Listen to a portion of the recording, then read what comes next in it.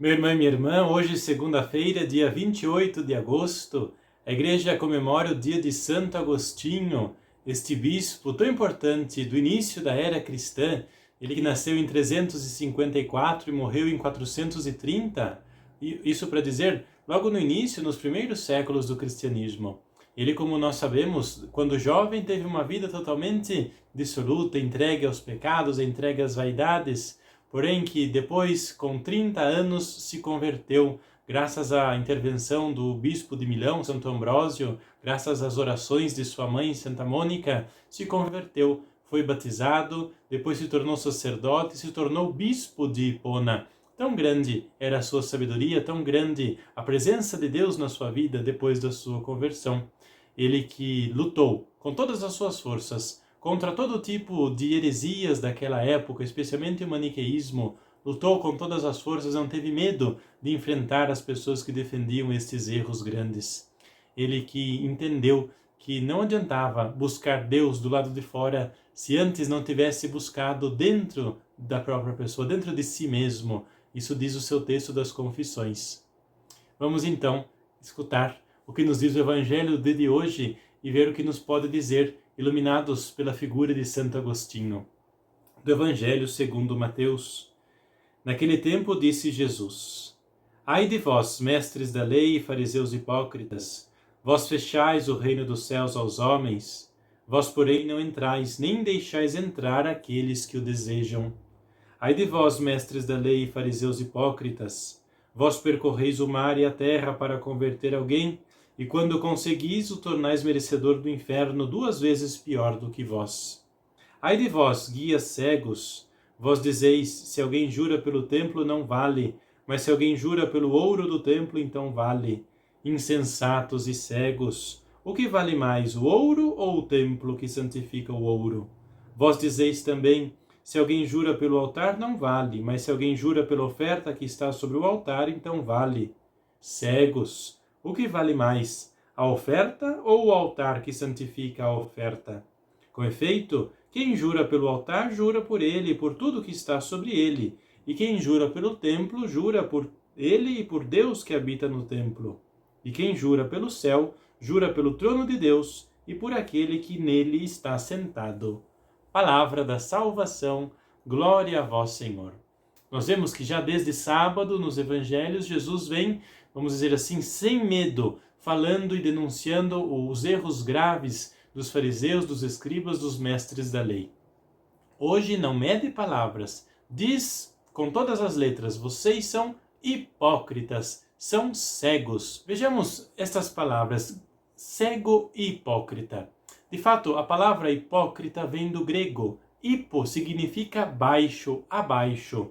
Crinem significa decisão, significa poder de escolha. Hipócrita é aquele que tem o seu poder de decisão baixo, abaixado.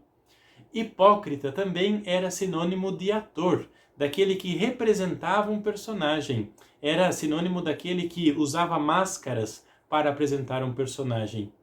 Por isso é que Jesus coloca essas duas palavras juntas, ser cego e ser hipócrita. Quem tem o poder de decisão baixa, quem tem uma máscara diante do seu rosto, é claro que é cego, que não pode ver bem, e se não pode ver bem, não pode direcionar bem, porque está somente interpretando um personagem. É só aparente, é só o lado de fora aquilo que está falando e está fazendo. E Jesus, esta concepção tem quando diz que os fariseus, os mestres da lei, são hipócritas, são pessoas apenas exteriores, que condenam os outros, porém, a si mesmos não condenam, não investigam os próprios erros. Além disso, Jesus diz que o fanatismo destas pessoas é totalmente louco, não tem nada a ver com a realidade, porque, de uma parte, eles reverenciam o ouro, mas se esquecem do templo. O que é mais importante, o ouro ou o templo, que é a casa de Deus? O que é mais importante, a oferta ou o altar, que é o lugar onde se oferecem os sacrifícios? São tão fanáticos, tão fora da realidade, que começam a inverter os valores, começam a denunciar erros, às vezes sutis, erros às vezes de leitura da palavra de Deus, e passam sem nenhuma importância sobre os próprios pecados, sobre coisas grandes que foram cometidas contra o Senhor. O que é então que esta palavra pode dizer para nós neste dia? Muito daquilo que estes homens faziam era para o benefício próprio. Faziam e agiam destas maneiras porque assim conseguiriam mais dinheiro, mais prestígio, mais fama, porque assim eles que deveriam ser, vamos dizer, a porta de acesso entre Deus e as pessoas, se tornam porta de bloqueio entre as pessoas e Deus, portas que se abrem às custas de dinheiro e de ofertas. Com base nisso, me pergunto, será que eu também não tenho sido, em vez de ponte, tenho sido porta para o acesso a Deus?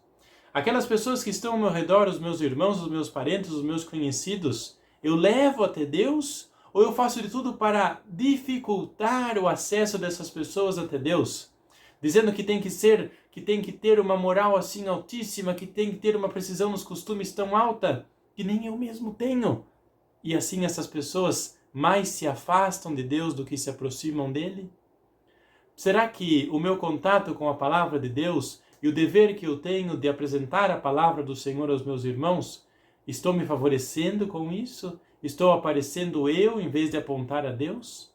Além disso, tenho que me perguntar, assim como Agostinho, que defendeu a fé e que apontou o erro das heresias, será que eu muitas vezes não faço o contrário? Que em vez de defender a fé, defendo o que é errado? Em vez de apontar os erros dos que estão fora, aponto os erros que estão dentro e esqueço que eu também faço parte daqueles que estão dentro e também devo contribuir para mudar aquilo que está errado?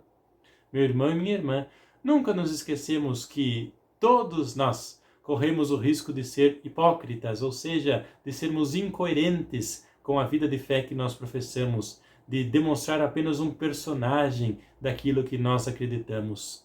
Que a hipocrisia, a falsidade, a cegueira da fé passe longe dos nossos dias. Que a nossa fé, pelo contrário, tenha Deus como centro e se preocupe em trazer os nossos mais para próximo de Deus.